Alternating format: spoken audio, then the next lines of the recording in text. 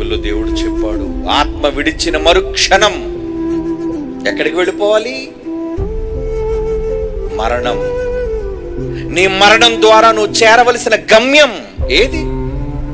దేవుడున్న లోకం. అంటే చచ్చిన వాళ్ళందరికీ ఏమని పేరు పెడతారు తెలుసండి? స్వర్గస్థులైరి. నువ్వు చూసావా స్వర్గానికి వెళ్ళిపోవటం? వాడు అలాగ అనకపోతే బాగోదు కదా.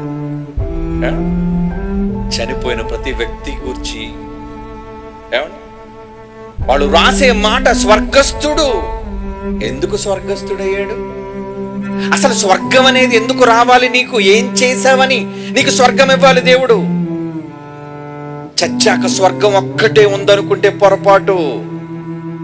మరొక లోకం కూడా ఉంది, అదే నరకం. అదెందుకుంది? ఎందుకు దేవుడు దానిని చేశాడు?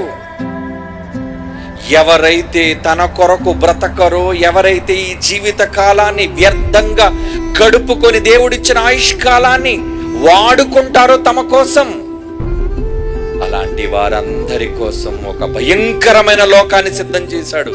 అదే పాతాళం. అక్కడ ఉంటుంది అగ్నిగుండం, బాధ, కన్నీళ్లు, వేదన. ఎందుకు దయతో నీకు ఊపిరిని ప్రసాదిస్తున్నాడో తెలుసా? ఊపిరి పోయే లోపు నువ్వు ఆయన కొరకు బ్రతకాలి అని. చెడిపోతున్న ఈ సమాజాన్ని దేవుని యొద్దకు నడిపించాలని అందుకిచ్చాడు ఈ జన్మ.